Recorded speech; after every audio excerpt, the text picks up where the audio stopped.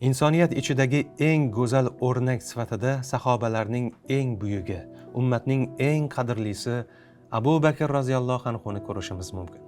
U buyuklik bilan boshladi, buyuklik bilan yakunladi. Har doim buyukligicha qoldi. Alloh undan rozi bo'lsin. U bu dunyoda 25 yil musulmon bo'lib yashadi. U 25 yilini buyuklikda o'tkazdi. Nafaqat u kishi, ko'zlarimizga to'tiyo qiladigan yana juda ko'p ismlar borligiga shak shubha yo'q. Ular buyuk ishlarni amalga oshirishdi, buyuk natijalarga erishdi. Eng buyuk yutuq Allohning rizoligiga erishishdi. Buyuklik ularga uyg'un keldi, ular buyuklikka uyg'un kelishdi. Ular qanchalar baxtlilar, ularning izidan borishga intilganlar qanchalar baxtlilar. Biz Abu Bakr roziyallohu anhudan o'rnak olishda davom etishimiz mumkin. Buyuklikning va buyuklik shijoatining kishisi sifatida undan o'tadigan yo'q. Hech kim bo'lmaganida ham men shu yerdaman deb chiqdi. Bu buyuklik edi. Mol kerak bo'lganida qanchaligiga qarab o'tirmay molini chiqardi. Bu ham bir buyuklik edi. Dardga darmon bo'ladigan odam qidirilganda u dardga darmon bo'ldi. Tom ma'nodagi buyuklikka qo'l urdi. Hamroh kerak bo'lganda hamrohlik qildi. Yo'l g'orga borib tutashganida u g'orga kirdi. Ularni kuzatib kelishdi, nayzalarni ko'zining oldiga qo'yishdi, lekin shunda ham orqaga chekinmadi, taslim bo'lmadi, holdan toymadi. G'orda ham buyuklik u bilan birga edi. Qur'on oyatlaridan sel bo'ladigan qalblar izlanayotganda ham u buyuk edi.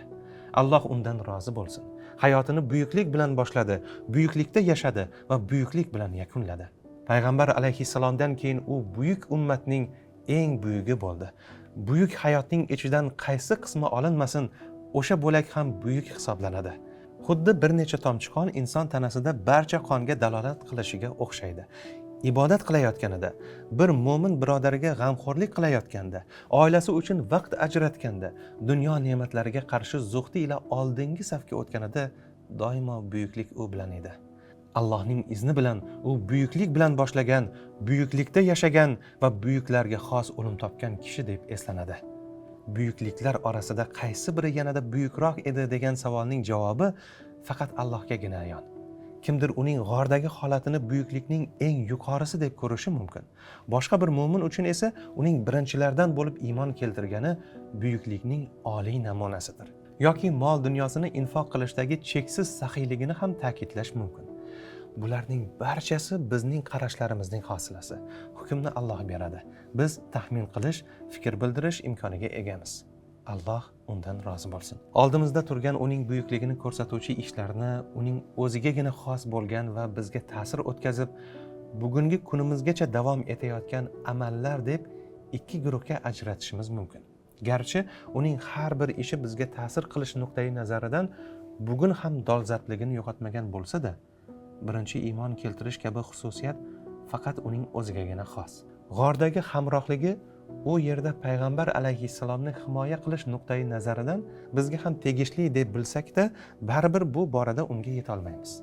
Abu Bakr roziyallohu anhuning buyukligi orasida bir buyuk ishi borki, bu ish zohiriy sabablar jihatidan Allohning inoyati ila islomni bugungi kungacha yetkazib keldi. Ehtimol buyuklik uchun unga bu eng maqbul vaqt edi. U esa buyuk ishlari bilan ulg'aydi va buyuklikni eng yuqori darajaga ko'tardi. Barchamiz yaxshi tanish bo'lgan kun Rasululloh sallallohu alayhi va sallamning Robbilariga qovushgan kunlari Madina-i Munavvara go'yo zulmatda qolgandek edi. Hammani g'am qayg'u chulg'ab olgandi. Hatto o'sha buyuk kishilardan biri bo'lmish Umar roziyallohu anhu ham o'zini yo'qotib qo'ygandi. Alloh ulardan rozi bo'lsin. Payg'ambarlari vafot etishi mumkinligini aqllariga sig'dira olisholmayotgan edilar. Xuddi osmon bilan yer o'rtasida qotib qolganday edilar. Bir necha daqiqalik bo'lsa ham Madinada tartibsizlik yuzaga keldi. Buyuk ish uchun eng munosib vaqt edi. Yana Abu Bakr roziyallohu anhu buyuklik bilan boshlab, buyuklikda yashagan kishi sifatida yana bir buyuklik ko'rsatdi.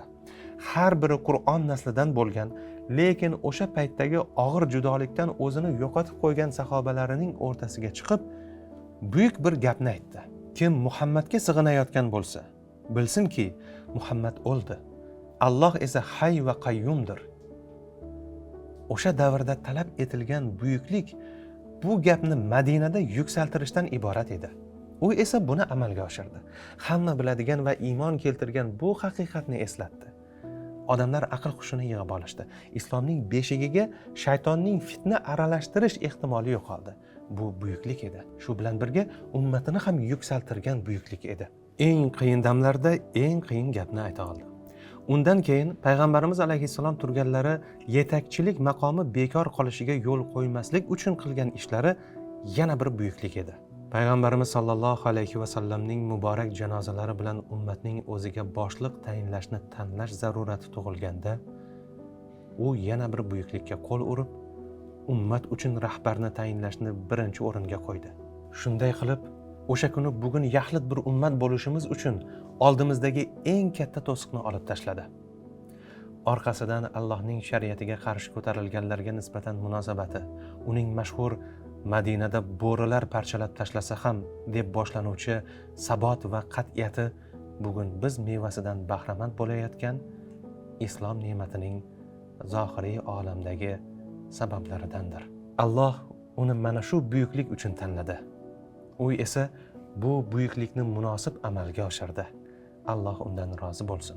Bugun ham mo'minlar uchun qanchalab buyuklik vaqti va makonlari kelib ketyapti. Qiyomatgacha har bir davr o'zining buyuklarini kashf etadigan voqealarga to'la bo'ladi. Iymonimizning zarurati va oldimizda muhtasham misollari bilan buyuk bo'lish va buyuk o'laroq qolish fursatlarini munosib qadrlaganimiz darajada buyuk bo'lamiz yoki aksincha oyoqlar ostida qolamiz. Butun dunyo qalbimizga ters o'laroq hujum qilgan bu davr buyuk yashash va buyuk bo'lib qolish vaqtidir. Alloh sizdan rozi bo'lsin, ey Abu Bakr, qanchalar buyuk edingiz, qanchalar mislsiz buyukliklarga qo'l urdingiz. Siz bizga oshiq bo'ldingiz, bizga o'rnak ko'rsatdingiz.